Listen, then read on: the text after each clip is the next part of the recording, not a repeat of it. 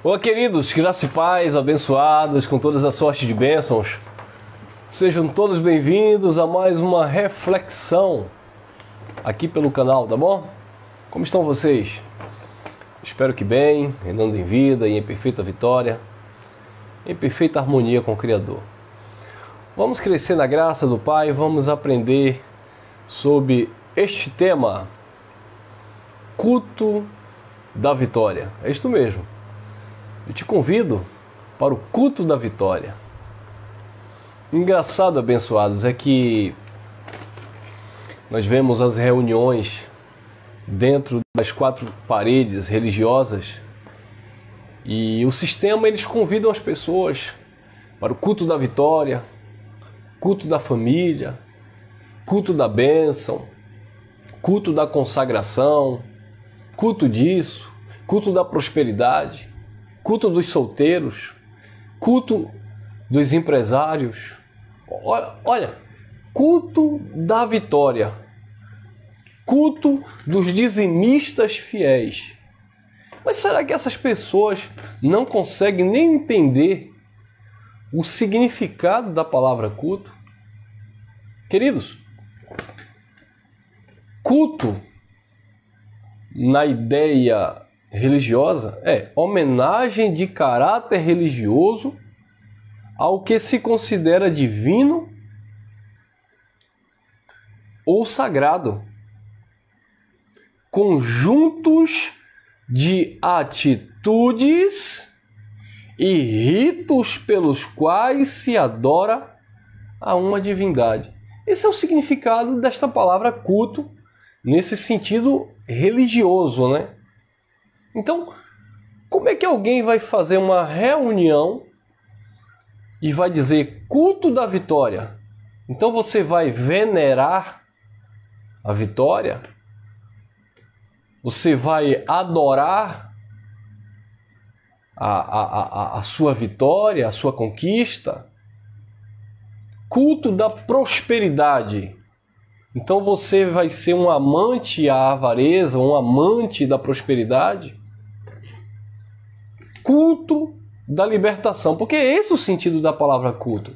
Homenagem de caráter religioso ao que é considerado divino ou sagrado. Conjuntos de atitudes e ritos pelos quais se adora uma divindade. Então não tem nada a ver, abençoado. Você vê nas fachadas, né?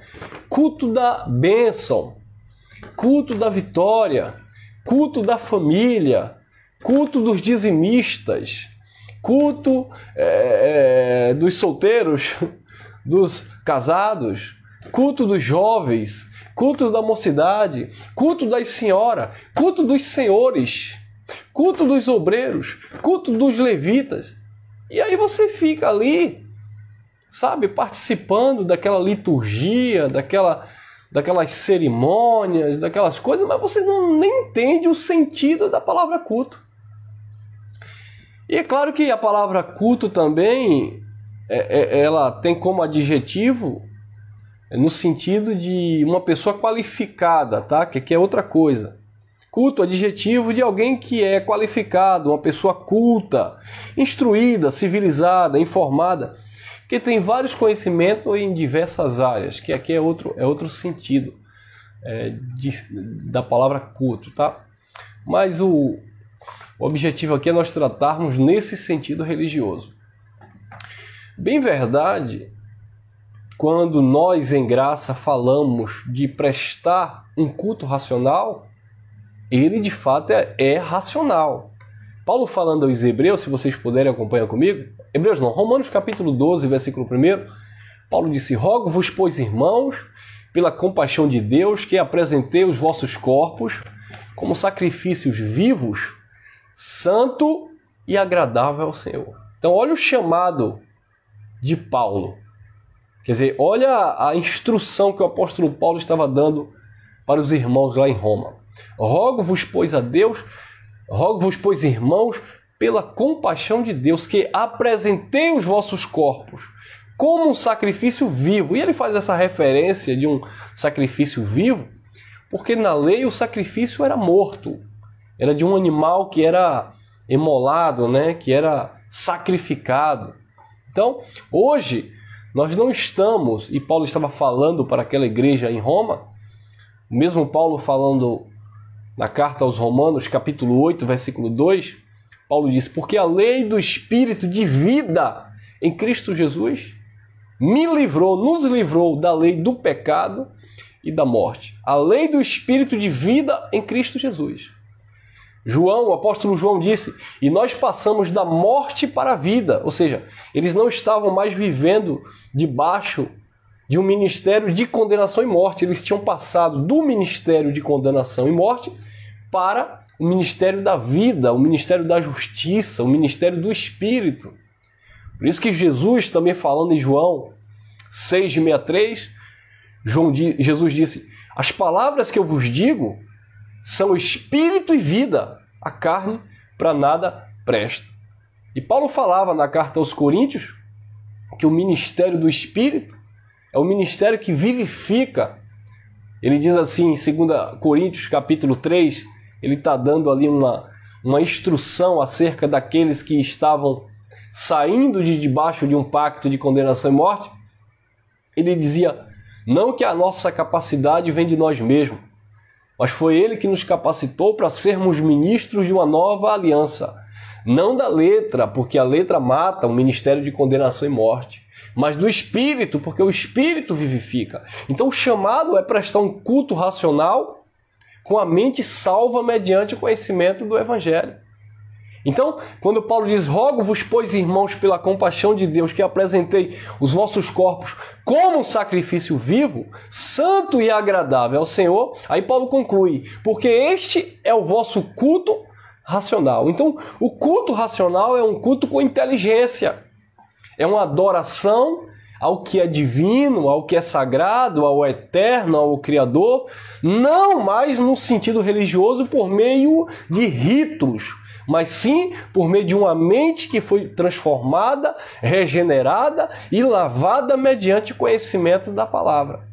Então, o que é um culto racional? Irmão Elson, nós em graça prestamos um culto ao Senhor? Sim, um culto racional. Não arrisca ao pé da letra no sentido de ritos, ou atitudes religiosas, não nesse sentido, mas no sentido de termos a compreensão, o entendimento, que estamos vivendo agora na plenitude da graça, o Espírito Santo habita em nós, e é por isso que nós louvamos, nós o adoramos, rendemos gratidão ao Eterno por tudo que Ele é em nossas vidas, pelo chamado espiritual, pela vocação celestial, por nossa condição espiritual diante dele, de estarmos salvos, perfeitos, abençoados com todas as sortes de bênçãos, mente renovada mediante o conhecimento da palavra, sabendo que não há mais condenação sobre as nossas vidas, que ferramenta preparada contra o povo de Deus não prevalece, não prospera, porque de fato Ele cuida de cada um de nós, Ele não te rejeita, Ele não te abandona. Então nisso você vai desenvolvendo uma mentalidade racional,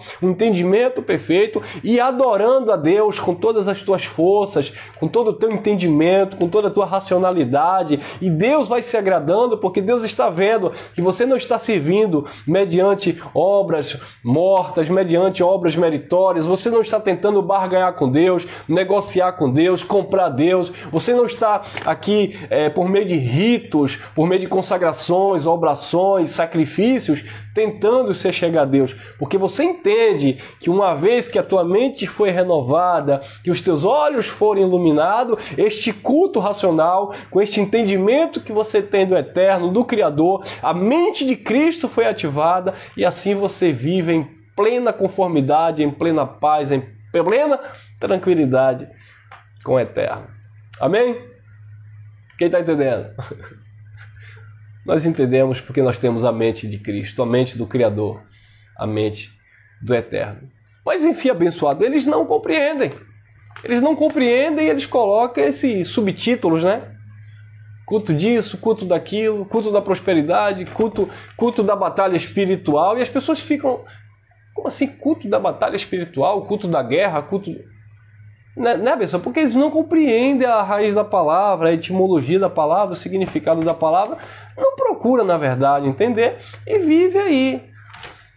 Eu fui de certos lugares, e vocês vão concordar com isso, Olha, segunda-feira, vamos começar domingo, né? Domingo, culto da família. Culto da família. Culto da família eu não vou não, já fui domingo passado. Segunda-feira, culto. Lembrando que culto é o quê? Culto é uma homenagem de caráter religioso que se considera divino ou sagrado, conjuntos de atitudes e ritos pelos quais se adoram a divindade. Mas eles não. Culto domingo da família. Eu vou no culto da família ou não vou. Segunda é culto da oração forte. Olha, irmão, segunda é culto da oração forte. Então eu vou no culto da oração forte. Então ele vai venerar a oração. Ele vai por causa da oração. Quer dizer, ele não se relaciona com o eterno, com o Criador. Ele se relaciona com esses subtítulos, né? Com essas forças de expressões, com essa malícia religiosa. Terça-feira, culto da consagração dos fiéis. Eu sou fiel, ou mesmo que eu não seja, mas eu tenho que mostrar para o meu pastor que eu sou fiel, então eu vou no culto dos fiéis. Quarta-feira, culto da prosperidade. Eu vou porque eu preciso, afinal de contas eu sou ganancioso, afinal de contas eu não fui para a igreja à toa, eu estou querendo prosperar, eu estou querendo ficar rico, porque o meu pastor falou que Deus ia me dar 100 vezes mais. Então eu vou por culto da prosperidade. Quinta-feira tem o famoso culto da vitória de uma determinada instituição religiosa. Olha, eu vou por culto da vitória. Glória, culto da vitória. Sexta-feira, culto da libertação forte. Sexta-feira já sabe, né, irmão? Culto da libertação. Então vamos lá pro culto da libertação. E sábado tem aquele culto da juventude, onde depois rola ali uma pizzaria, um refrigerantezinho, tal, aquela coisa toda. Então, abençoado, é lamentável ver muitos filhos de Deus seguindo essas doutrinas, sabe, várias e estranhas, que na verdade não chegam em lugar nenhum. Engraçado que no local que nos reunimos aqui em Lauro de Freitas, nós não temos, claro, não tem nada disso, de culto culto daquilo. Tem apenas o nome ali, Ministério Graça e Verdade, MGV e tal, apenas um local de identificação para alguém que queira se reunir conosco. Mas não tem mais nada além disso. E algumas pessoas passam e perguntam, já me perguntaram outros irmãos, domingo aqui é culto de quê? É culto de ensinamento da palavra. Não, mas domingo de manhã aqui é escola dominical? À noite é culto da família? E que dia aqui é o culto da prosperidade? O que mais eles procuram é o quê? Em parte. Que dia é o culto da libertação? Então você vê que são pessoas que só se veem escravizadas. São pessoas que só se veem aprisionadas, acorrentadas. Por quê? Por causa dessa cultura religiosa. Culto de quebra de maldição. Então as pessoas vivem ali achando que estão debaixo de maldição, de perseguição, sabe? Porque tem demônios, espíritos malignos tentando destruir sua vida, sua família. E as pessoas vivem desesperadas atrás desses movimentos. Culto de consagração. Culto de consagração tem o que ir. Então, abençoado, é lamentável ver as pessoas vivendo desta forma. Vamos ler aqui alguns versículos, alguns textos. 1 João, capítulo 5, versículo 4. Olha o que diz. Porque todo aquele que é nascido de Deus vence o mundo. E esta é a vitória que vence o mundo, a nossa fé. Querido, não tem que ter culto da vitória, culto da prosperidade, culto de libertação, culto dos solteiros, culto dos casados, culto dos dizimistas fiéis, culto dos universitários, culto Não, abençoado. O culto ele deve ser um culto racional, com inteligência, com entendimento. Só isso. E quando você presta isso por fé, sabe? Quando você manifesta isso por fé, por certo, você sim é uma pessoa vitoriosa. Porque ninguém te engana. Você não é levado mais por vento de doutrina. Você tem convicção. Como disse Paulo, eu sei em quem eu tenho crido e eu estou certo que Ele é poderoso para guardar o meu depósito. Então, quando você faz isso por fé, você está seguro, sabendo que sobre a tua vida não há condenação. Quando você pratica esse culto racional por fé na palavra, no evangelho, você não fica aí batendo cabeça ali, aqui, acolá, buscando Deus no monte, buscando Deus na vigília, buscando Deus no copo com água consagrado, buscando Deus no sal grosso, buscando Deus na campanha de jejum, buscando Deus na campanha de Davi, buscando Deus na campanha da mulher do fluxo de sangue, e buscando Deus no culto profético, e buscando prosperidade no culto dos empresários. calendários. Não, abençoado. Isso é legalismo, paganismo, feitiçaria. Isso não tem nada a ver com o evangelho. Porque todo aquele que é nascido de Deus vence o mundo. E esta é a vitória que vence o mundo. A nossa fé. Fé na palavra do Eterno. Fé na palavra do Criador. Fé nele, abençoado. O justo viverá da fé naquilo que ele conquistou, daquilo que ele fez, daquilo que ele executou, daquilo que ele consumou no Calvário. E não atrás de culto disso e culto daquilo. Eu acredito que pelo título, muitas pessoas, curiosamente, vão assistir essa mensagem. Por quê? Porque quando a gente fala sobre isso, culto profético, eu vou liberar uma palavra profética. Hoje as pessoas gostam disso, o sistema religioso ama isso.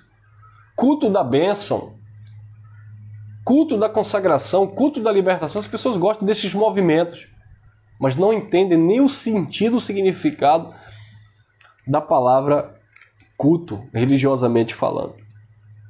Essa é a vitória que vence o mundo, a nossa fé. Olha lá em 2 Tessalonicenses, capítulo 1, versículo 3, diz assim, olha o que Paulo falou. Sempre devemos, irmãos, dar graças a Deus por vós, como de razão, porque a vossa fé cresce muitíssimo e o amor de cada um para com o outro abunda em cada um de vós. O amor estava aumentando, a fé estava crescendo muitíssimo. Então isso é um culto racional. É um culto prestado por fé. Sabe? Com convicção, com certeza, com segurança. Não se baseando em ritos. Não é fé em um copo com água orada. Não é fé, sabe, em um sabonete consagrado. Não é fé em um óleo, nada disso, em uma rosa. Não é nada disso não, abençoado. É fé na palavra do Criador. E Paulo disse, a vossa fé cresce muitíssimo. E junto com a fé, aumenta o amor de vocês, uns para com os outros. Isso é lindo, abençoado. 2 Tessalonicenses, capítulo 3, versículo 1 e 2. Olha o que diz também. No demais, irmãos, rogai por nós para que a palavra do Senhor tenha livre curso e seja glorificada, como também é entre vós. Versículo 2. E para que sejamos livres de homens maus e perversos, porque a fé não é de todos. Então, esta fé não pertence a todos. E de fato não pertence. Essa fé não é de todos. Porque quando falamos o Evangelho da Graça, aquele que tem esta fé logo se manifesta. Paulo disse à igreja de Roma, lá no capítulo 10, no versículo 17, a fé vem pelo ouvir e ouvir a palavra de Deus. Mas a fé não é de todos.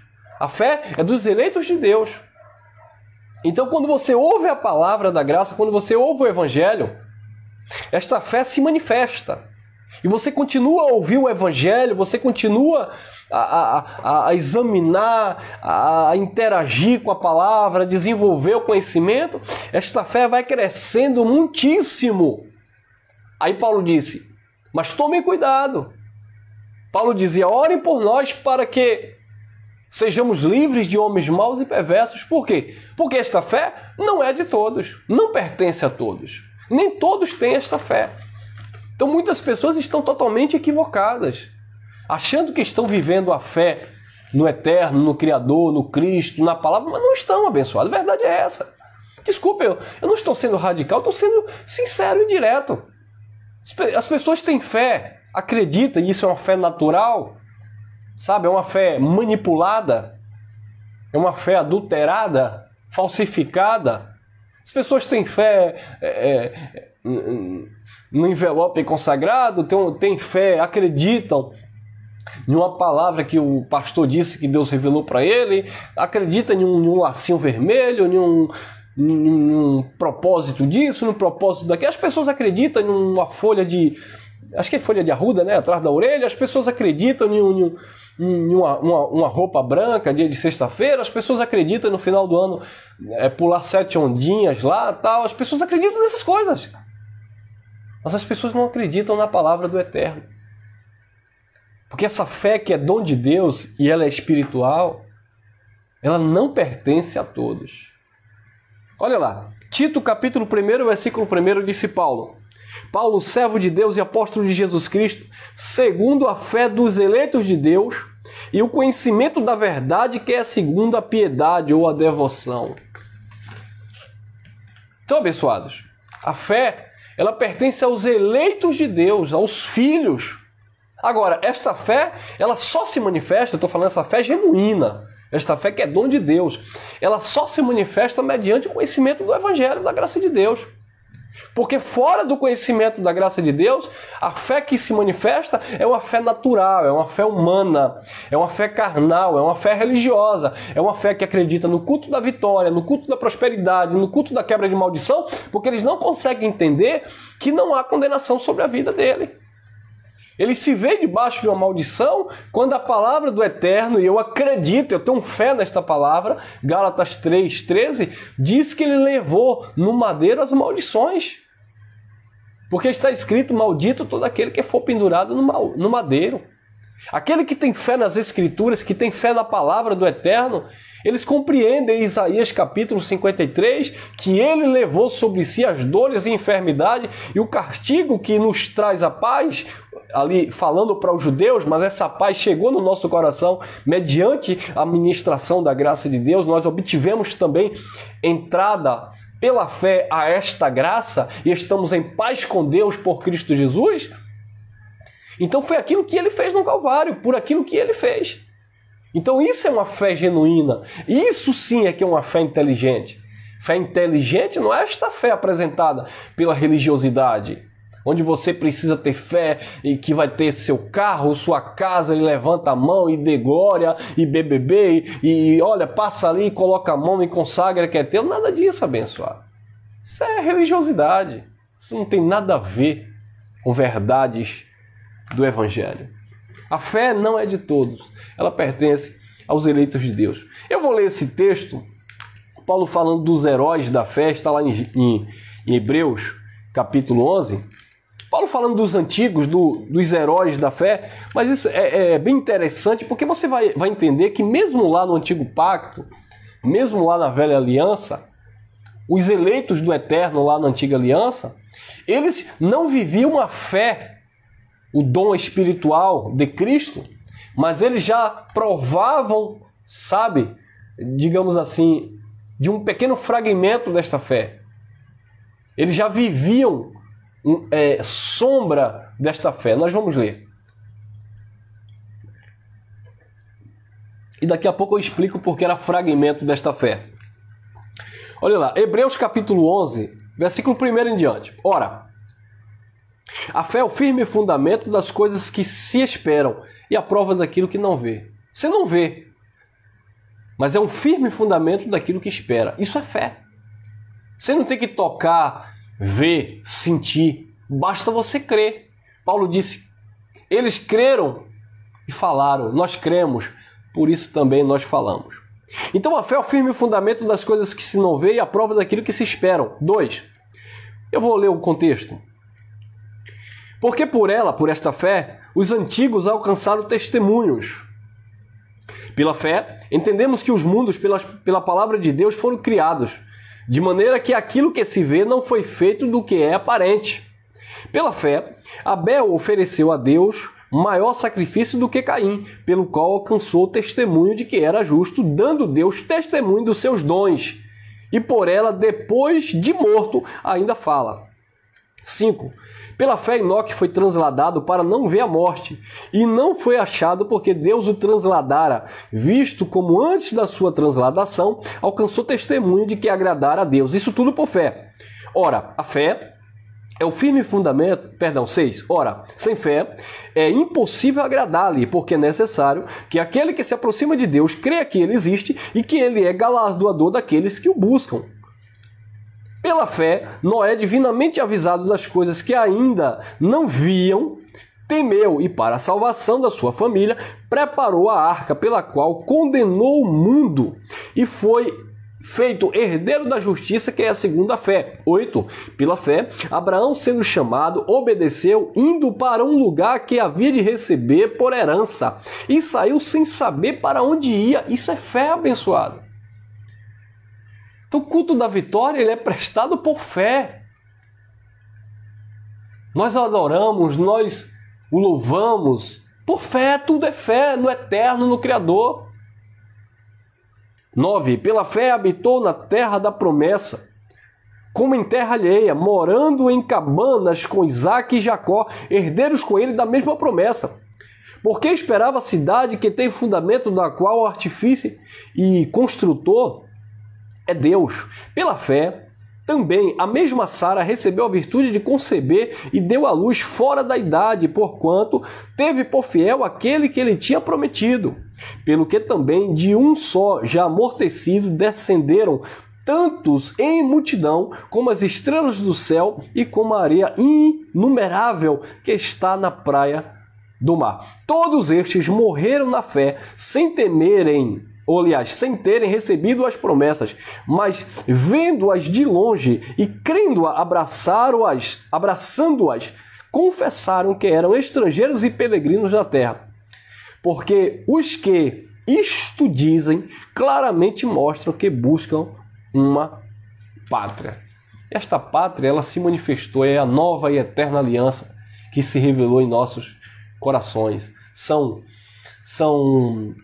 notícias, né, do reino eterno, do reino celestial, da nova Jerusalém que desceu do céu ataviada. Vou ler mais alguns versículos aqui para nós encerrarmos. Versículo 24. Pela fé, Moisés, sendo já grande, recusou ser chamado filho da filha de Faraó, escolhendo antes ser maltratado com o povo de Deus do que por um pouco de tempo ter o gozo, né, do pecado, tendo por maiores riquezas o vitupério de Cristo do que os tesouros do Egito, porque tinha em vista a recompensa. Pela fé, deixou o Egito, não temendo a ira do rei, porque ficou firme como vendo o invisível.